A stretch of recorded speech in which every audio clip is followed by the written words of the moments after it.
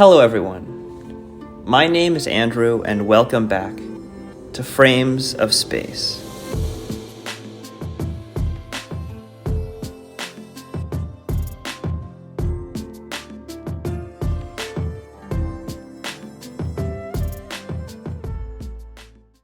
Today's episode is a dive into a topic that is extremely relevant, which is that of gender and gender relations.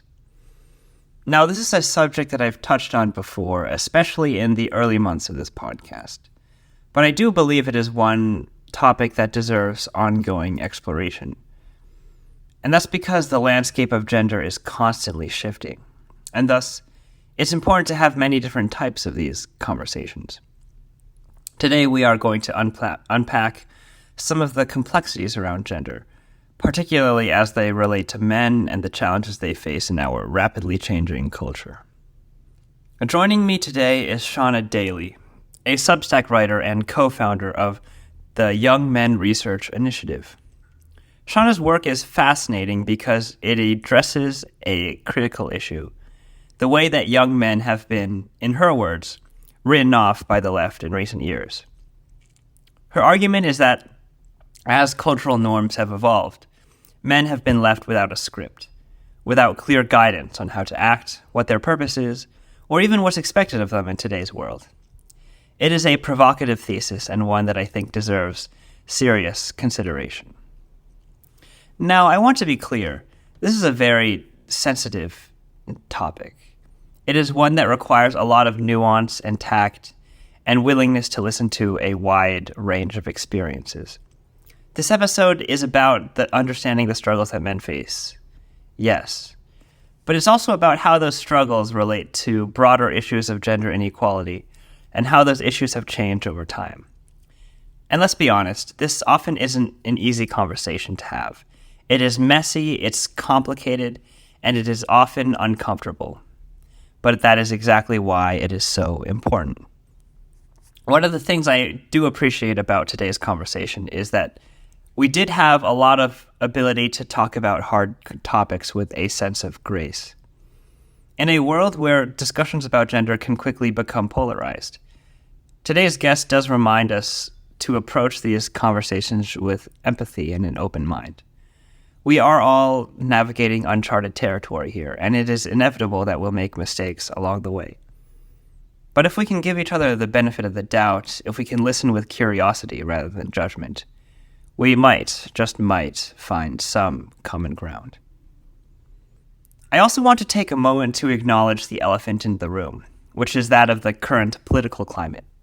With the Trump administration's policies and rhetoric, we have seen a pretty alarming regression in gender equality and a normalization of misogyny that is deeply concerning.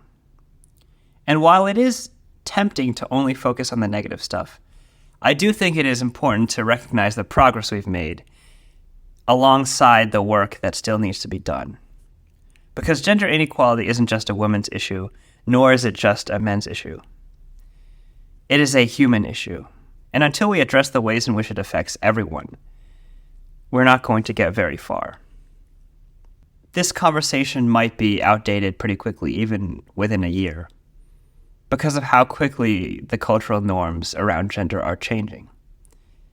And thanks to the second Trump administration, we are likely to see even more dramatic shifts in the coming years. But here's the thing. Even if the specifics of this discussion become less relevant over time, the underlying issues won't go away, and until we address them head-on, they will continue to shape the way that we relate to one another. So with that in mind, let's get to it.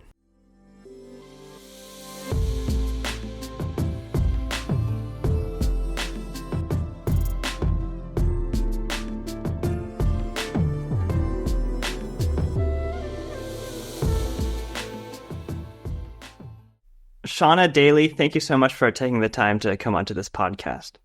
Thanks for having me. I wanted to start with a pretty simple question. What motivated you to co-found the Young Men Research Initiative? So, to be honest, I am a political person. In my background, I worked on a lot of campaigns And my first interest was just that as a mathematical matter, it's hard for Democrats to win races if they are ignoring a big portion of the population, and not fighting for them. And as I spent more time on it, it became clear to me that there were some big long-term challenges that weren't being addressed, and some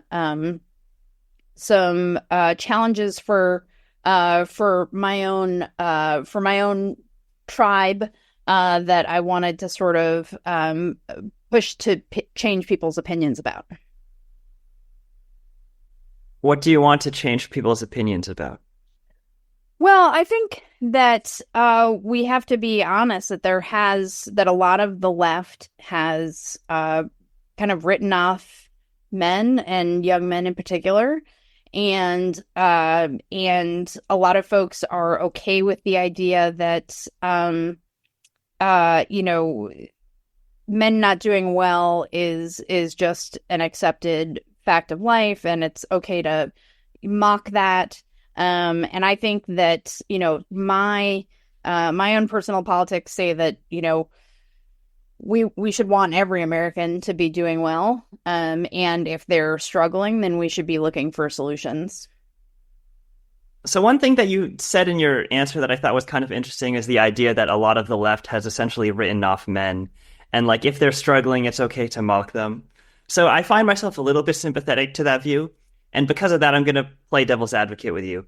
So what do you say to someone that might counter that by saying that actual democratic policies, like, for example, the stuff that was in the Inflation Reduction Act, is significantly better for the welfare of men and helps men significantly more than Republican policies do. And as such, men were voting against their own interests when they decided to vote for the Republican Party. I don't disagree with that.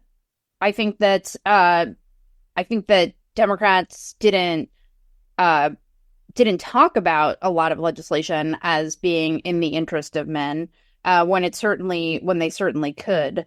And I think that it's we assume that every audience, every community is going to vote in its own self-interest, and that's fine. That's what democracy is, right? I mean, we assume that farmers and parents and any other demographic is going to be voting for what's best for their own lives. And the assumption for a long time among Democrats has been that men should be voting for women's best interests. And I would certainly, that is great. But it is just strategically, it's not the best argument to make to people. And as you say, there certainly are arguments that particular legislation that Democrats have supported, that Democrats have passed, is better for men. And in fact, men and young men in particular are supportive of a lot of other, sort of bread and butter Democratic policies around, healthcare, access and things like that. But we aren't talking to this audience, and we're just leaving their support on the table, I think. Yeah. So once again, I find myself incredibly sympathetic to that answer. So just to like work through this in my head, I'm gonna continue to push back. One thing that I found very interesting about your answer is the idea that strategically it's not very helpful to try to get votes from young men by just dismissing their interests or saying that they just have to do what is in the best interests of young women. That does make me wonder a little bit. So do you believe that from a strategic standpoint, in order to appeal to young men, in order to speak their language, do you feel like there is a need to sort of downplay some of the the misogyny that is in the air in order to appeal to young men and get their votes? Well, I don't want to, I think that we can do both things at the same time. I think that we can and should be supportive of, women's rights and women's equality in the workplace, and also be sympathetic towards the challenges that men are facing. And I think, frankly, I think that's where most real people are in their lives. And so, I'm not advocating for changing some core positions. A lot of this is really about our language and about the sort of culture and approach that we're using. How conservative is Gen Z compared to like other generations, and how does that affect the way that you approach your research and the way that you perceive men and how conservative you think they are in this day and age? So Gen Z is really a unique generation compared to others by a lot of metrics. And on some of those, men and women shifted together, and on others, they've really diverged. So, politically, the biggest change is that there has been a political gender gap for a long time, and there continues to be among a lot of generations. But really, within Gen Z, there was this explosion in the gender gap. So young men went right, young women went left, and increasingly, that their political ideology is just one data point among many other points where you can see that same pattern. Whether it's we see really kind of off the charts numbers in support for political violence. People saying, Gen Z saying, sometimes maybe, we do need some political violence if we get too off track. Which side would you say is more supportive of political violence? Do you think the left is more supportive or the right? I actually don't have numbers on that, and I think that maybe is not actually the real difference. Like, I think that they're on a number of ways of looking at things. Sort of left and right isn't necessarily the most useful dividing line. Yeah, so you mentioned that, like, in a lot of ways, left and right is not a useful dividing line. Do you think gender is a dividing line? Do you think, like, whether you're male or female is a useful dividing line in this current political moment? Yeah, absolutely. As I said, I mean, particularly for Gen Z, it is the numbers are really coming apart in ways that were not true for earlier generations. It is true. We can also see this in when you ask about really a lot of things related to gender broadly. So, asking young men whether gender equality has gone too far. Young men say that at much higher rates than older men do, which maybe, is a surprise to people. And young women say that they have been victims of gendered stereotyping or discrimination because of their gender at much higher rates than older women do, which again, I think is probably surprising to people. So this generation really increasingly sees each other oppositionally, the genders do, which I don't think is healthy for any society. Yeah, the genders, you say that they see each other as, like, opposed. How much of that do you think is, like, a product of, like, genuine problems, and how much of that is just like a perception issue because of the way that social media magnifies, like, non-issues into perceived problems? Well, I think that's an important question that we sort of need to continue to tease out. I think that on the media side, a lot of this gets blamed on sort of social media, and people, think that it's just that it's misogyny happening in male spaces online, right? And that, I don't want to say that doesn't exist. It absolutely does. But in addition to that, the algorithmically driven format of social media means that young men and young women are really existing in pretty different spaces online. They're really seeing different content about all kinds of things. So, if you are start following, an MMA fighter, the algorithm is going to start feeding you all this other content that is extremely male. Whereas if you are, following makeup tutorials, you're going to increasingly go down that rabbit hole. And they're just totally different worlds. And as people are spending less time together in person, the other genders increasingly seems like just a pretty foreign species. So that is certainly real, I think. What types of like content would you say young men are consuming nowadays, and how could you go into more depth about how you think that affects their views on gender? Yeah, so I mean, if you look at data about what media people are consuming, for one thing, there's an assumption from a lot of people that Gen Z is consuming a lot of Instagram and TikTok, and that is certainly true. But women consume both of those at much higher rates than men do, whereas men are consuming higher rates of YouTube and podcasts, as well as Reddit and video games. And it can be a little bit misleading because everybody uses YouTube, but in the study that we did at Young Men Research Project, like 1 in 5 men 18 to 29 is spending 4 or more hours a day on YouTube.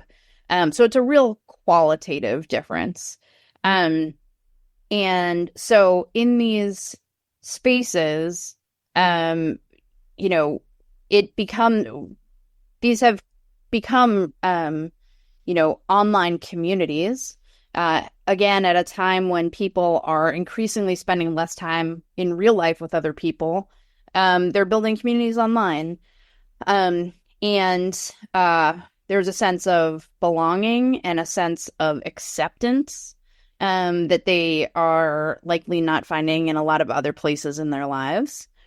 And so, again, some of that is outright misogynistic, but most of it is, the content that young men are looking for and consuming on those platforms is, a lot of it is comedy, right? And sports, and it is not explicitly political for the most part. However,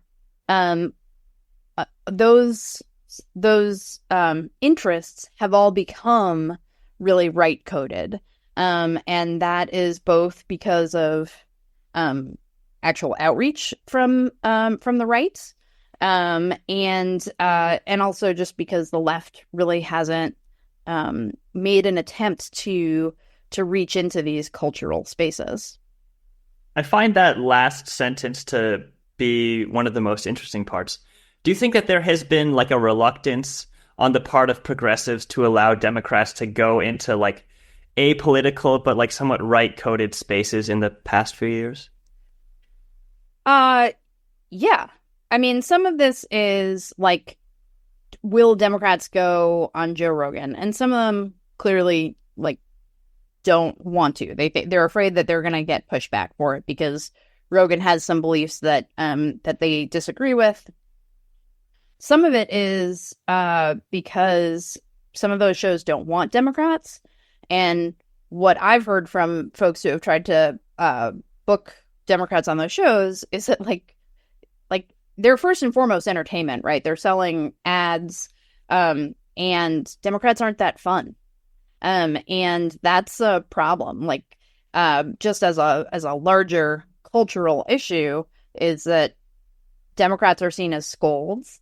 And on a show that is ostensibly a comedy show that might occasionally bring on politicians. They're not going to bring on people who speak in talking points and make a boring show.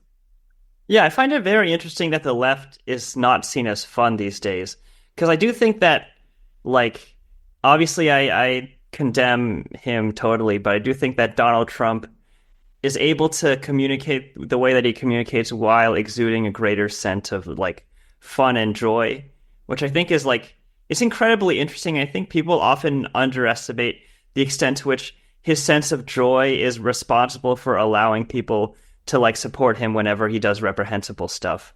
Do you think maybe, yeah, maybe like the left when it tries to react, it wants to, like, very seriously and I think accurately convey how toxic, like, right wingers and, like, right wing actions have become. But, like, in doing that, they've essentially been forced into, like, playing the role of a scold, and it makes them act less fun as a result. And, like, it ends up, like, perpetuating the idea that the right is more fun and the left is more, like, scoldish and more standoffish. I think that's a very interesting dynamic. Um, Yeah, I think it's a larger problem, I think, for the left is that, like, we're just not that fun at this, and we're not perceived as that fun right now. do you think it's possible to, like, accurately oppose authoritarianism while still making it seem fun? Sure. I mean, I think that there are lots of protest movements around the world that we've seen where people had a lot of fun. And I think that Democrats would do well, and the left more broadly would do well to study those and embrace what has worked in those places. Could you give me your best, like, barometer approximation thingamajig? How do you think young men view Trump nowadays? I think that they view him as, and what you can see in surveys is that they view him as strong. They view him as an action taker, and someone who is willing to change systems that aren't working. And again, the left is seen as defending systems that aren't working, just because they're systems, like, and that is, we're defending institutions that aren't working for a lot of people. Yeah. So what do you think are some problems that men face that Democrats have not been doing enough to, like, call out or, like, express solidarity with men about? Well, I mean, there's very, this change in deindustrialization and the improved economic status and academic success of women. This has been moving for like 50 years now, and women, took over men in college decades ago, but it is now 60-40 female on college campuses. Non-college men's wages have stagnated, and in the last election, young men and really the electorate broadly was saying that affordability was their primary concern, and yet Democrats weren't really acting on that.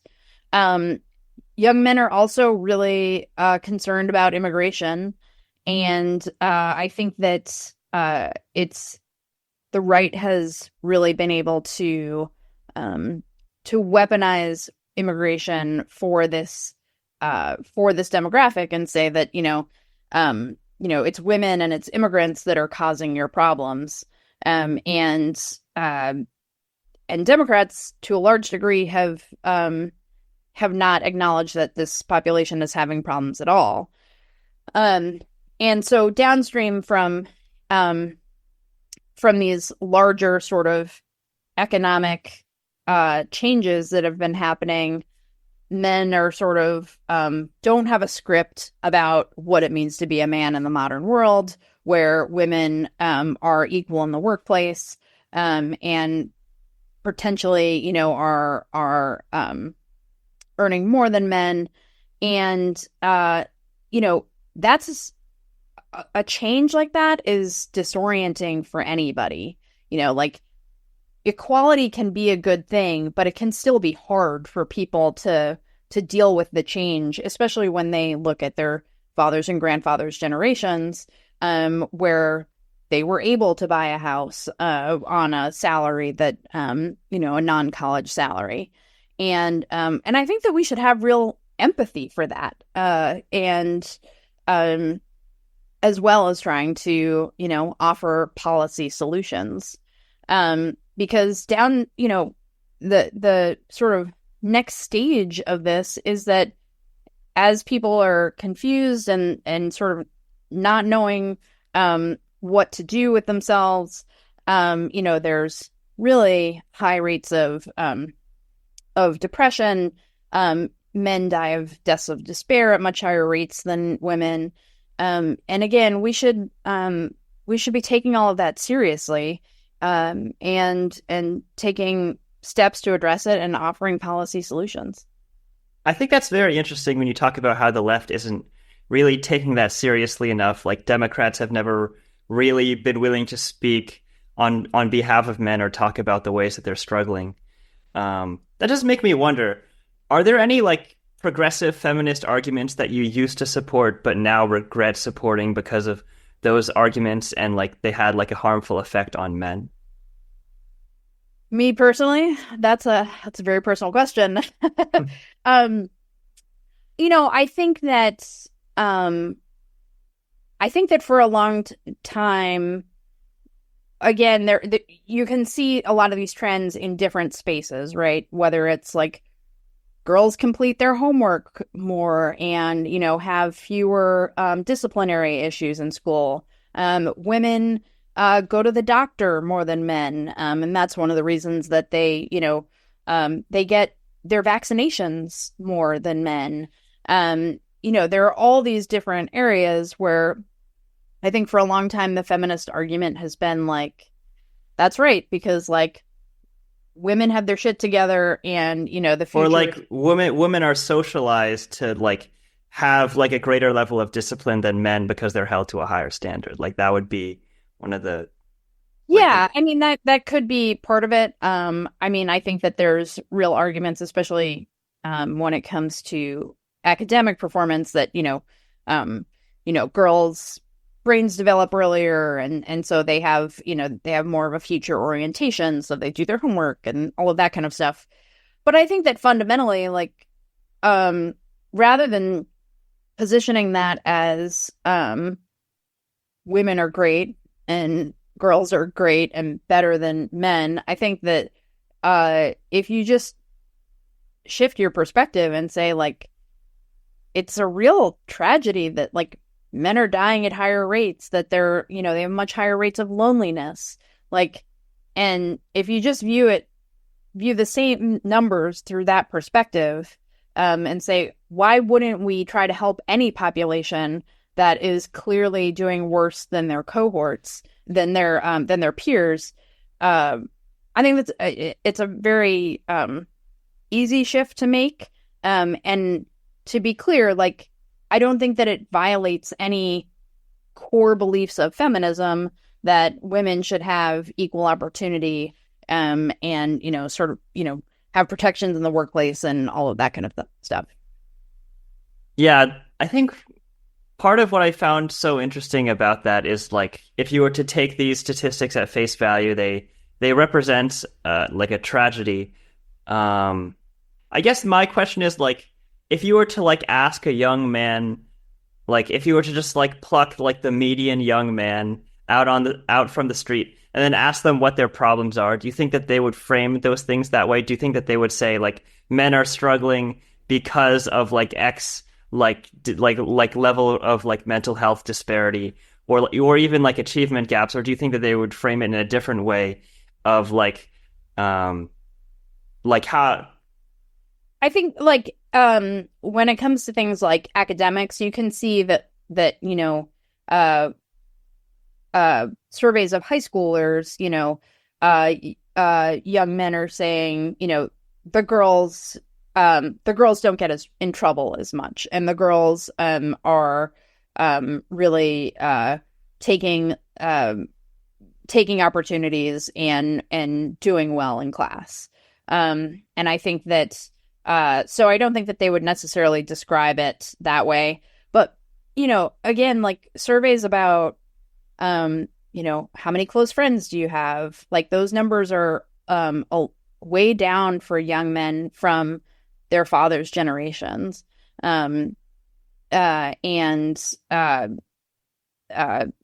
questions about romantic relationships or affordability around housing.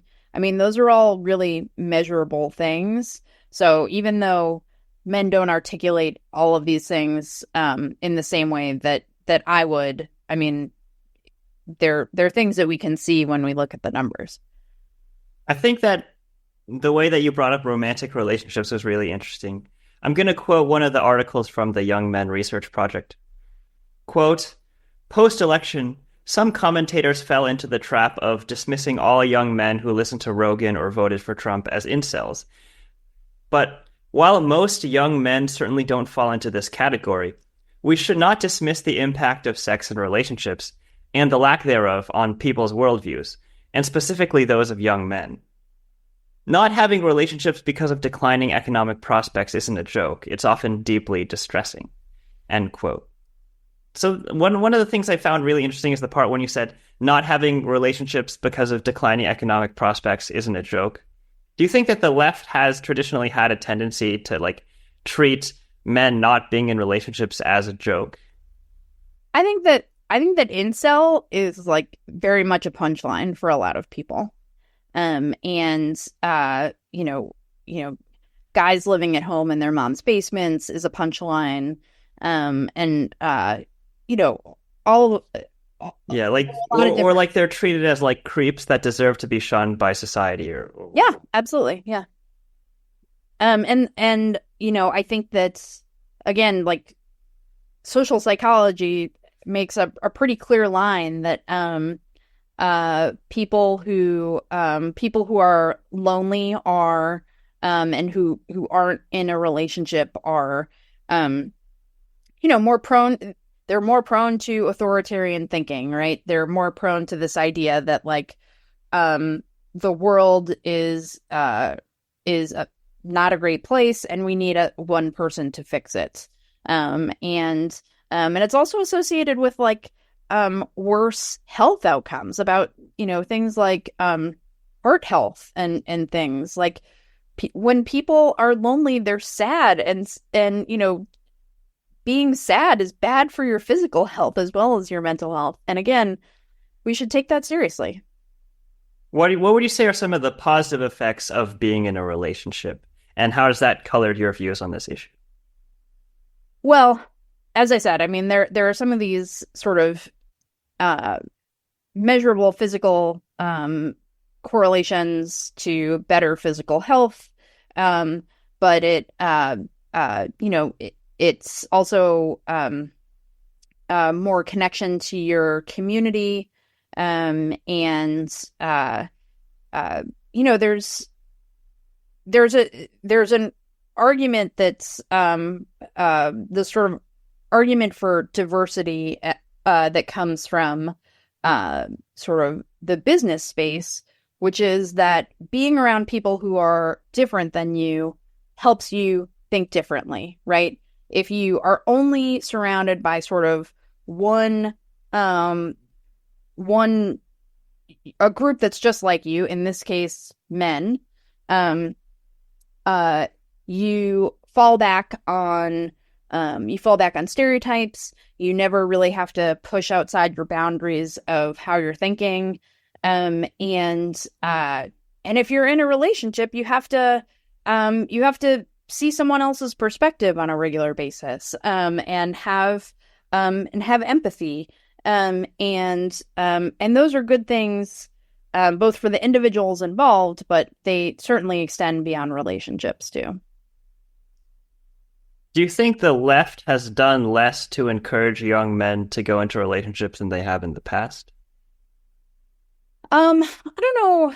I don't know if the left ever did a lot to encourage relationships, but I think that one of the challenges is that, um, certainly the feminist perspective, like, coercive relationships are bad. Yeah, Let's, or this like if I were to go like one step like into like a more progressive feminism, it would say that like we do way too much to like set like we have like a way too centralized view of relationships from the male perspective, and we do too much to like see relationships through that lens. And maybe like a lot of that narrative and it was like causally related to men becoming less engaged in relationships.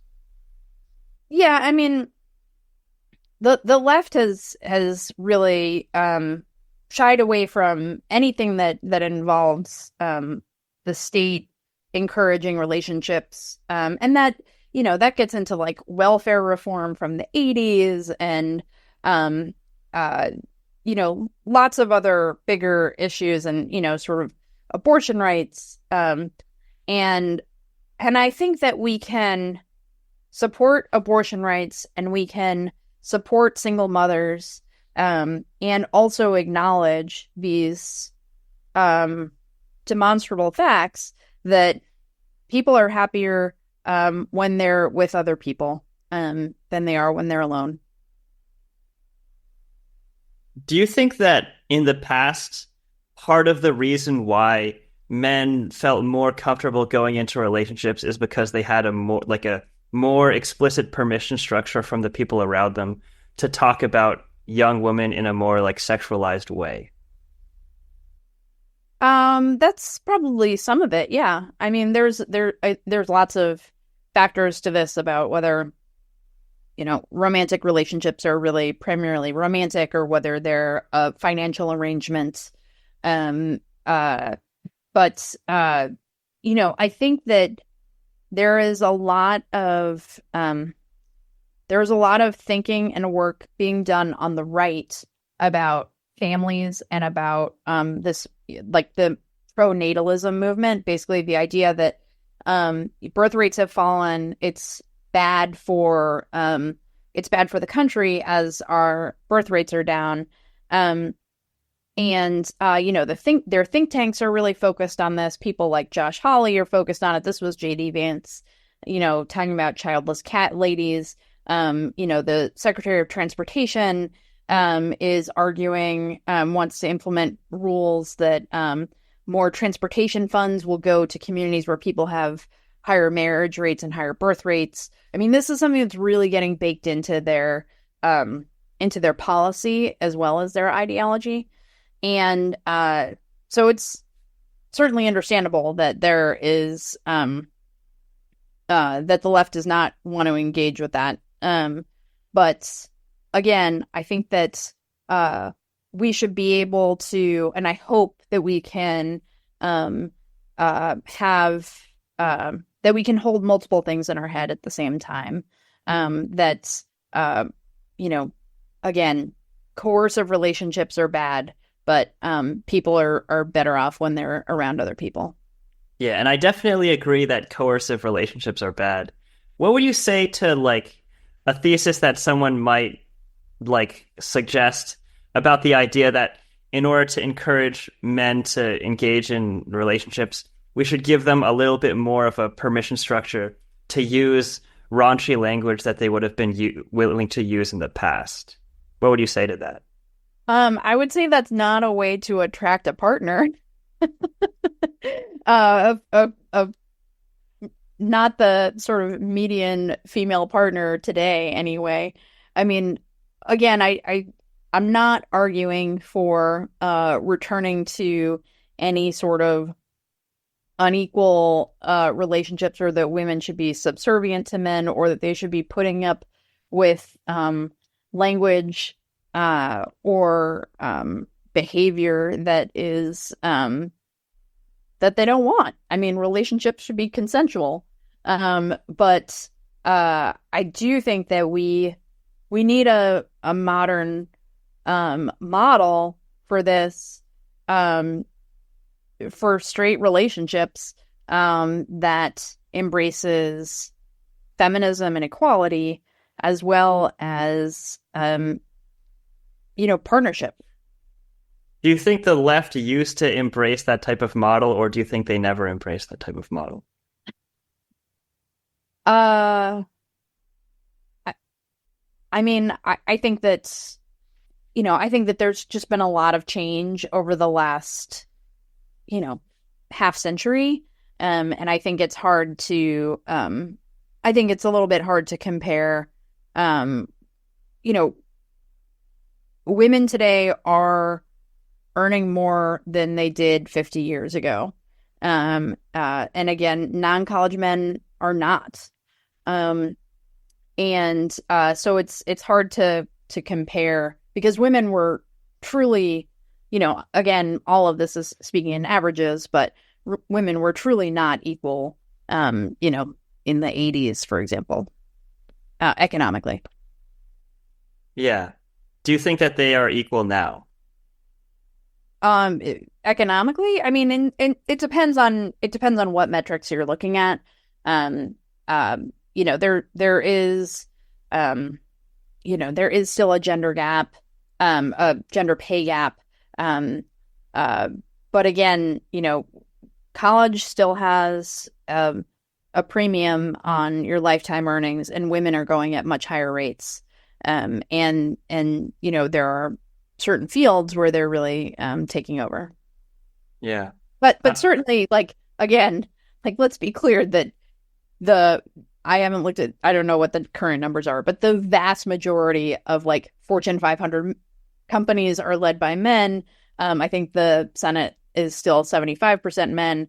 I mean, we're talking about sort of the folks in the middle, not the extremes, where men do still dominate. And again, I think that we should be able to have this conversation and acknowledge that both of those things are true. So there was one quote from one of your pieces that I thought was interesting, so I'm going to quote it right now. It should be noted that the right itself is divided on some of these issues and often supports contradictory views. The traditional anti-abortion, pro-marriage right invests significant resources to the policy implications of relationships and sex. Meanwhile, online, segments of the right espouse support for outright misogyny so extreme that it is hard to imagine it leading to any relationship, let alone marriage. Could you elaborate on the contradiction that you think exists within the right now? Yeah, I mean, I think it's pretty wild. I mean, you sort of still have the traditional right, the sort of Heritage Foundation kind of folks, and the sort of Josh Hawleys, but you also have the Trump administration really embracing people like Andrew Tate, who is proudly misogynistic, and is very proud of sleeping with a lot of women and saying that women, but any woman who did the same, would be, a slut. So I think that there's a real dichotomy there. There's obviously a huge part of the right is still powered by sort of the anti-abortion movement. And that's sort of morphing into an contraception movement as well. And I think that there's potential for there to be a real rupture there. But so far, there are some strange bedfellows over there. No pun intended. No pun accepted, I guess. Yeah. So what would you see as some examples of positive messages that have been sent to young men right now? Just broadly, I mean, I think that there's, I'm really interested in the idea of service masculinity. One of the things we didn't really talk about is that, men and women too, as the age of parenthood rises, You know, again, that's a role that men are playing less and less, especially in their 20s. But there's still a real need for young men in our civic life, and here I'm talking about civic, like in our communities broadly, well beyond our politics. And so I'm interested in how we can use language that embraces masculinity and strength and manhood in a way that provides service to our communities, that again still embraces equality, and gives men a purpose that a lot of them are looking for in a time when the old playbooks have disappeared.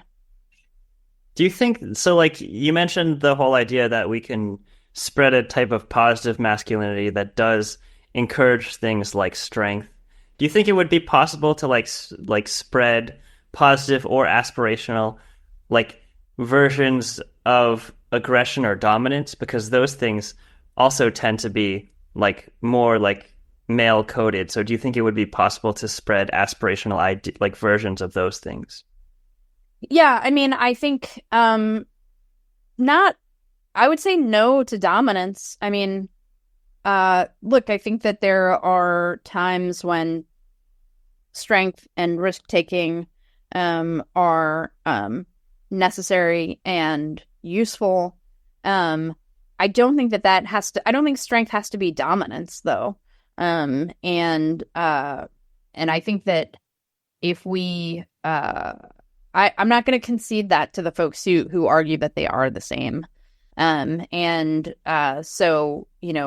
and that, protection doesn't have to mean dominance either. I mean, there are always going to be people who are stronger and people who are weaker for whatever reason, age, gender, infirmity, personally, like, I want people who are strong and able to protect others on my team, who are willing to step up and perform that role, while still embracing the basic tenets of equality that I think are important. Are there any like right coded or like right wing beliefs about gender that you've become more sympathetic to over time? I would say that some of these ideas around strength and protection, which are really important to men, like if you do surveys, protection, masculinity, manhood, those are important identities. And I think that the left does a disservice to itself if it ignores how foundational that is to a lot of people. And so, I think I've changed the way I think about some of those ideas. And for me, like, being able to, again, sort of hold those in my head at the same time as some core beliefs that I have about equality and respect for others, and women's equality specifically, that I haven't changed those ideas. Yeah. I guess then I do find that interesting. Like, why do you think Democrats or the quote unquote left, why do you think that they've become less sympathetic to like demonstrating or like idealizing traits such as like strength or protection? Like, maybe they would view that as an example of like benevolent sexism where like women are weak and need to be protected. Yeah, I mean, I think that it's been a very long fight for women's equality, and Democrats have proudly led that that fight, opposing discrimination in the workplace and,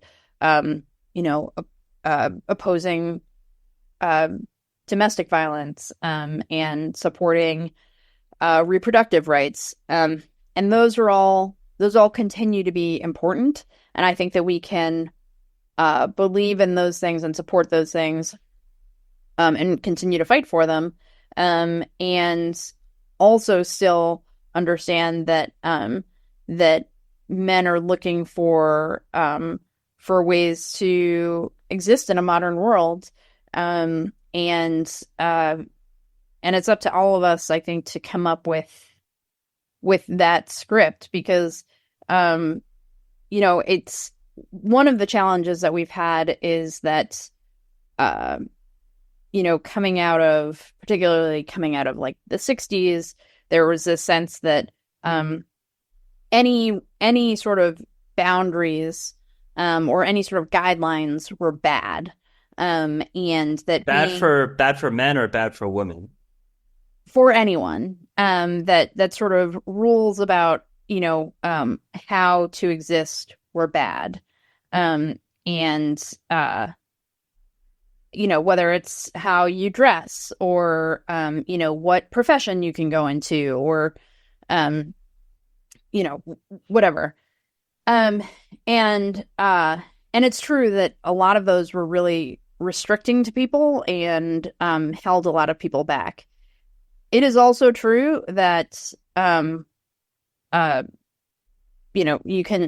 there's like social psychology that says that like people, especially young people, are looking for guidance. Like having to figure everything out on your own really sucks. Like it's hard. And having a set of rules or guidance can be useful. And I think that we can have a model of modern masculinity that is expansive and that allows for people to be somewhat outside of it, or even very outside of it if they want to. But a lot of people are looking for that, and that's a lot of what the right has given them is, this is what it means to be a man. Like, I mean, Andrew Tate makes a living off of selling, like, it's like a university where like young men pay money to get advice on like how to make money and how to get women and how to how to work out. People are looking for guidance, and so we can offer that without making it as restrictive as it once was. Yeah. Do you think that in the present day, would you say that like your observation is that young men are in more need of a script than young women are? Yeah, I mean, I think that we've given women a new vision of what it means to be and it's a broad one of what being female means in the 21st century. And we haven't really done the same for men. We haven't expanded the idea of what that looks like for men. So I think that, I think that is one area where men need more help. And, this is not something where the government should be writing a guidebook. I'm not suggesting that at all. But I am suggesting that we can have more of a cultural openness to, again, sort of a modern masculinity that embraces some of the sort of traditional ideas that men hold dear, but that, are work in a world where women are making equal money and they don't need men in the same way that they did, 100 years ago to support them financially. And instead they have to choose men if they want to. And so men need to adjust to that world. um, and we should give them a path to do that.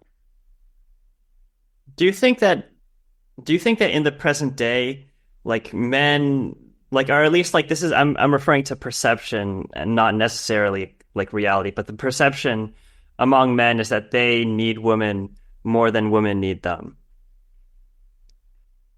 Uh, I I'm not sure. It's an interesting question. That's probably something worth trying to measure. I'm not sure whether men think that they need women and what they need them for at all. Again, is it romantic? Is it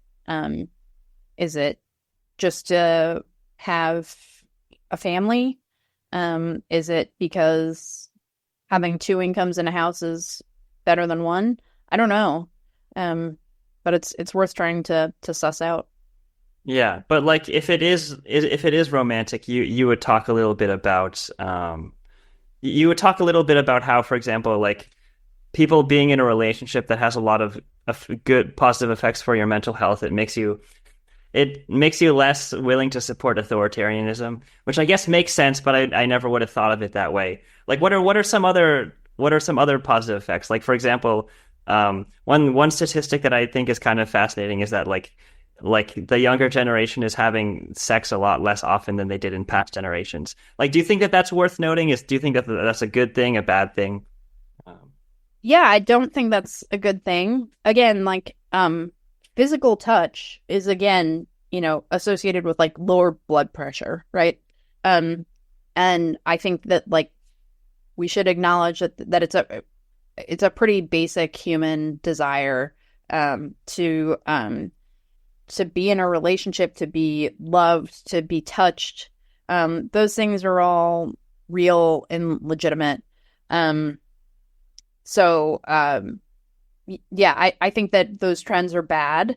Um, and I think that the left broadly needs to be able to figure out a way to talk about that again without sort of falling into this trap of like, that supporting, saying that we want to be supportive of relationship formation and family formation, um, without without saying that it's people should be in relationships that aren't healthy, or safe or anything like that.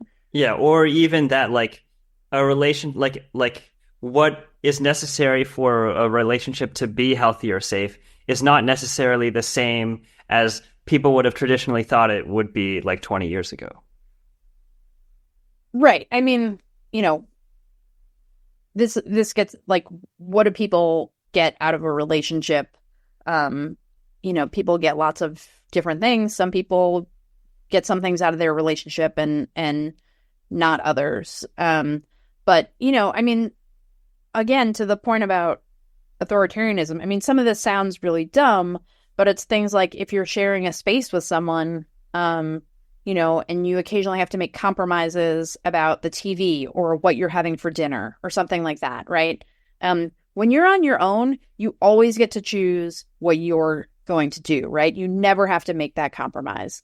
And something like that is important for your workplace. It's important for, our civic life. It's important for like, if you're walking through a crowded store, do you assume that everybody around you is, again, someone who is sort of oppositional to you?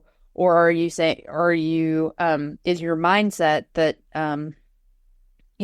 they're doing their own thing and I'll just take a step to the right, and we can both do our own thing.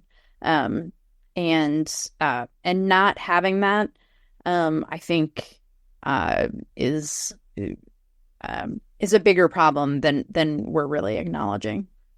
Do you think that like people on the left should talk more about like the positive effects of like physical touch or even like sexual activity? Yeah. And again, I think it's a somewhat dicey thing. But I think that folks like, Scott Galloway talks about this a lot. Daniel Cox has done a lot of the research on loneliness and relationships. So I think that we can talk about these things. Frankly, I think that a lot of the left, when we talk about sex now, it's kind of really largely from a negative perspective. It's about, abortion rights or, STDs, or, any number of other ways of talking about sex that are really negative. And again, this gets into being sort of seen as the fun police. And Yeah, like they're the scolds, like they're the ones that don't want you to have fun, which like I guess there is a grain of truth to it, maybe some of the time. Well, I want to be really clear that I am not advocating for everybody getting trashed at spring break and sexual assaults happening. Like there has to be a place in the middle here where again sex is consensual and happy, and it's something that we're supportive of, and as a society. Yeah. Huh. Okay, I guess I have another spicy question for you. I'm curious to hear your response. Do you think that Democrats or just like progressives are often unwilling to talk about sex in a way that like spotlights male desire? Yeah, I do. And I think that that's a real challenge for us. And I'll be honest, I'm older than you. I, sort of grew up in the 80s when thinking about a lot of the popular media around men and women, and it's so wildly atrocious by today's standards, and I'm not arguing for going back to that.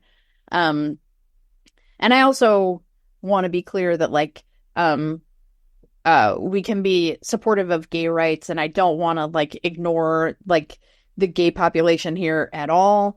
We are mostly talking about straight relationships, and yeah, even if this discussion is like this very specific discussion is heteronormative, that's not meant as a way to dismiss the genuine concerns that many LGBT folks have. yeah, yeah,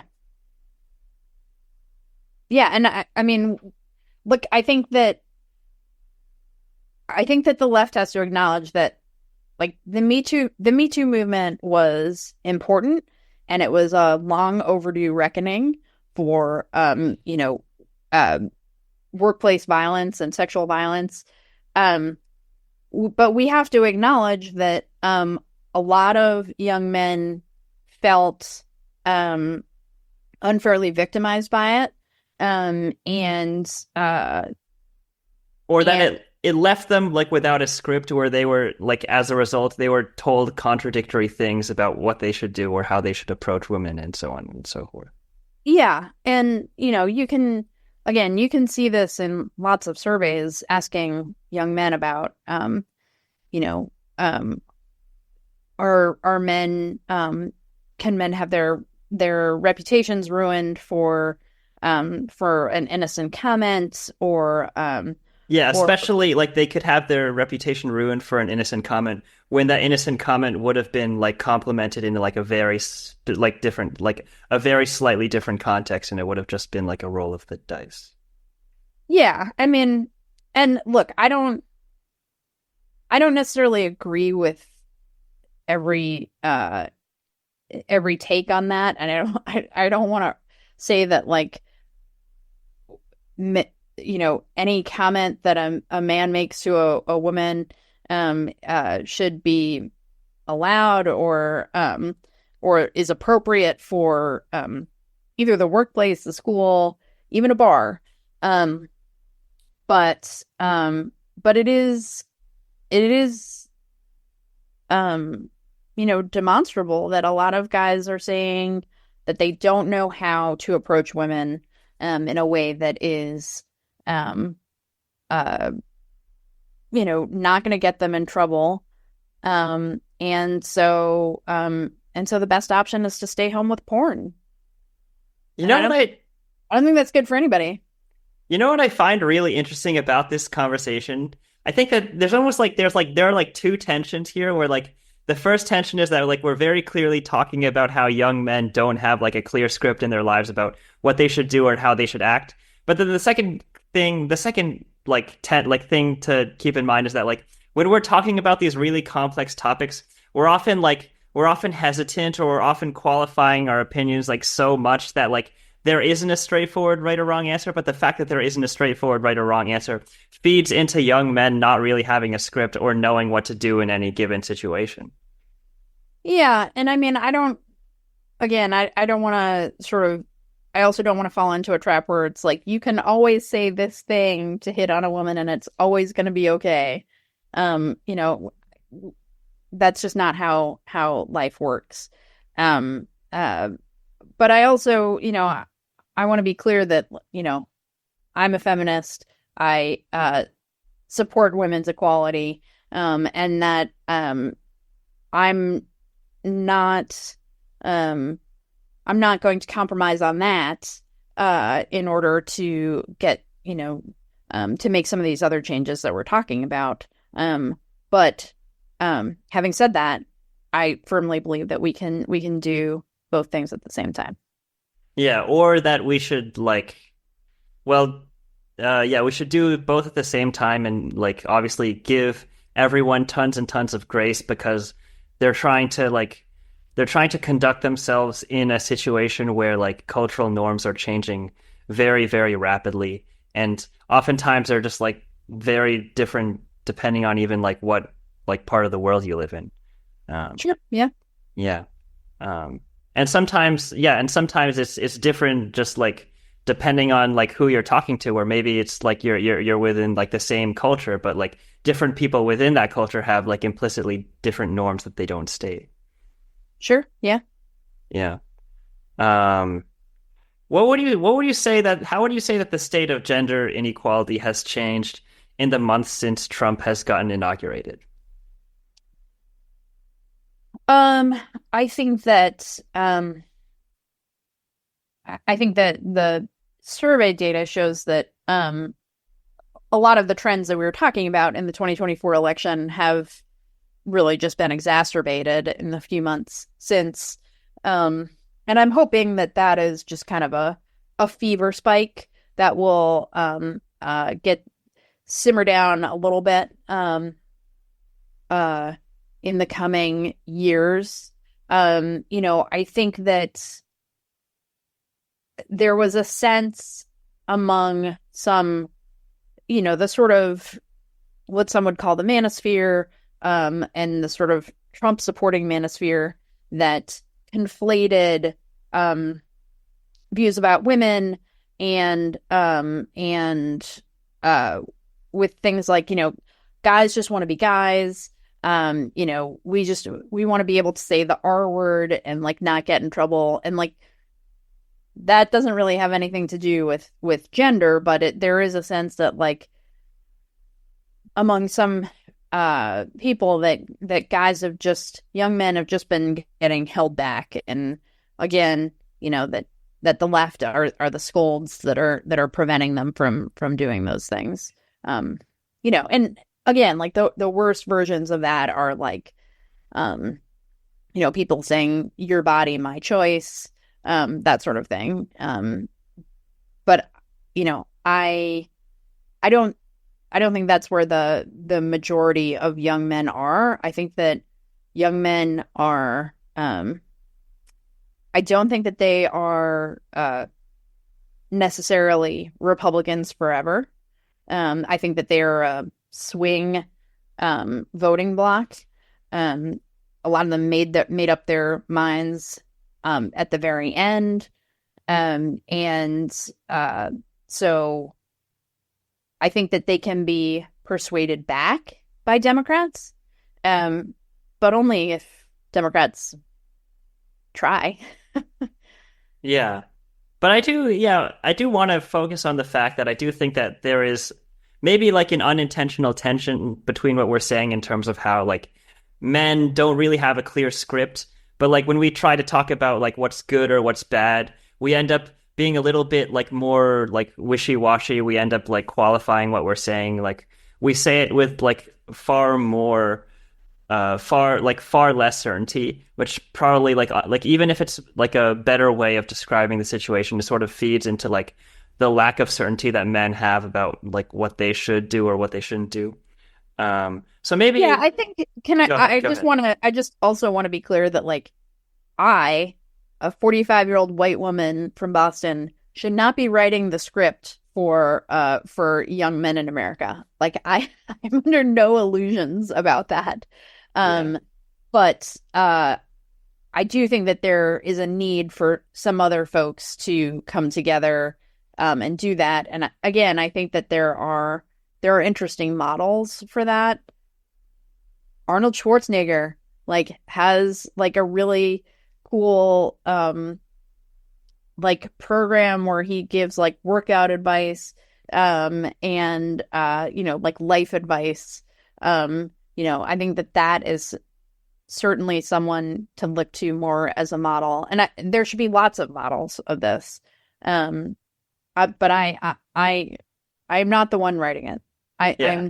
I'm just trying to diagnose a problem. Yeah, you're just trying to diagnose a problem, and like maybe the solution would like have some take inspiration from the stuff you're saying, but would still have some differences from it. Yeah. Um, yeah. I guess yeah. So my like current working like operating procedure for how I should deal with gender in the months to come would be that like maybe the hard line that we should take would be to like could condemn like very overt and blatant misogyny. Like we should condemn like your body, my choice, or we should condemn like the instances where Trump or his cabinet have been like credibly like very credibly and like a very slam dunk case where they probably did commit rape. So we should condemn like those very like, overt and blatant pieces of misogyny. And then like there are other times where like there's something that we think might be sexist or might not be sexist, but like we should continue to have good faith discussions where we allow a lot of really good faith disagreement about those issues. Yeah, and I also think that I would hope that is a model even beyond gender. I would hope that we could have more good faith discussions about disagreements in lots of areas as well. Shauna, Daly, thank you so much for taking the time to come onto this podcast. Thank you for having me. Thank you for listening. If you enjoyed this episode and would like to support, make sure to give this podcast a 5-star rating on Spotify or Apple Podcasts or anywhere else that you can rate this podcast. Additionally, if you would really like to help out, any support on Patreon would be much appreciated, and I'll include a link to that in the show notes. Until next time, goodbye.